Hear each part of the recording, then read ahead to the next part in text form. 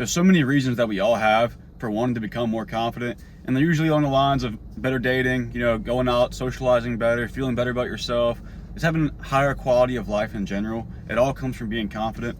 But one thing most people don't typically talk about when it comes to confidence is that whenever you're seriously, and I mean like actually truly confident in whatever realm it is that this would be happening in, it increases your performance. Like you don't necessarily have more skill, but you're more confident in yourself, so you're willing to do things that you wouldn't do if you were insecure. An example I'll give, whenever I was younger, I used to love basketball.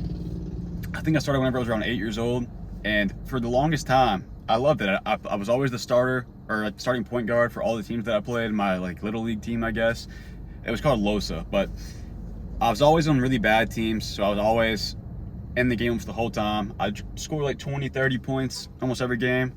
And again, I'm a kid, right? But still, I loved the game, and I was really good. Even though I was on the worst teams, I was really good. I was able to carry to some wins every now and then, and this was every single year. Every year, I would be the person carrying my team. I maybe would have like one other decent person on the team that I could pass to, but that was really about it. And so I get to middle school, I made the basketball team, and I think I was like 11 or 12 at this point, so I'm still pretty young, right? But I still love the sport.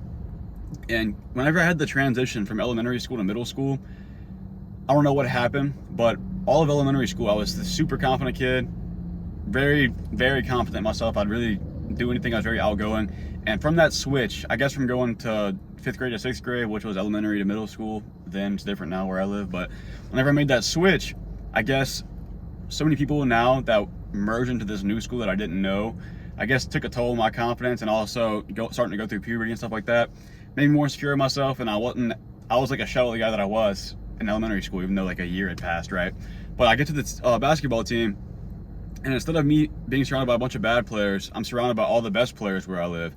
And even though I was better than a good bit of them, it tanked my confidence just being around people who were just as good, if not better than me.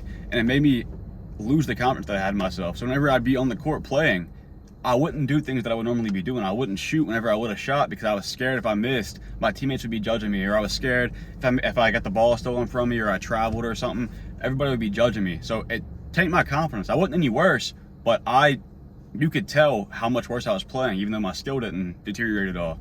It was all confidence. And it made me quit basketball because it hurt me so much. I could see how much worse I was playing. I didn't really get put in the game much because my confidence literally held me back so much from getting to play. And it all happened from that confidence that I had as like a young kid deteriorating over that 1 year going to that new team, and I wouldn't even shoot the ball because I was so scared, so I never got to play. And this relates to what I'm talking about, because with anything, no matter how good you are, if you don't have the confidence to commit or to try something new or try what you need to be doing, it doesn't matter how good you are, you're going to perform poorly. If you have that confidence in yourself and know that you can do this thing, you feel not only confident but competent, like you know that you can do the thing, so you're not scared to do it, you're going to perform so much better in all realms. The way you feel about doing it, mentally, actually doing the thing, all of that stuff is going to be better even though you're not like technically any better, you know what I mean? So whatever realm you're trying to improve on, it could be something like a job, like sales, whatever your job is. If you can convince yourself that you know what you're doing and that you should be confident, you're going to perform better. If you're somebody in sales and you're not confident in your pitch and in your product, you're going to noticeably do worse in your pitch to this customer than you would if you're confident in yourself, what you bring to the table, and what the product is, whatever, so on, so on.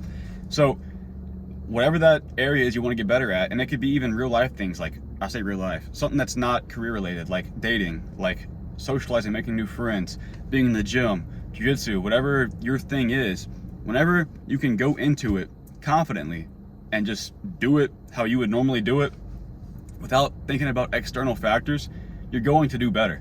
So understanding that and trying to build confidence is going to be what sets you apart from just the version of you who wants to be confident and improves at the skill itself, but not your confidence. It's going to be different than the one who is doing the opposite, where it's like you're doing the things necessary to become a more confident person in that area. Whenever you can combine the two together, that's when you're going to be at your peak and be doing the best you can be doing.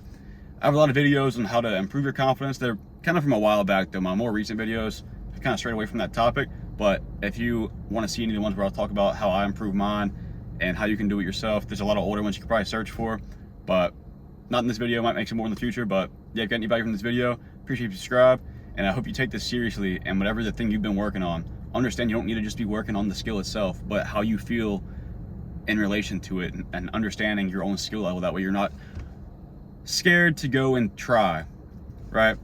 Because trying is all it really is. If you fail, you fail. But try not to be worried about the people around you, what they think, and just do what you naturally would be doing. Yeah, see you in the next one.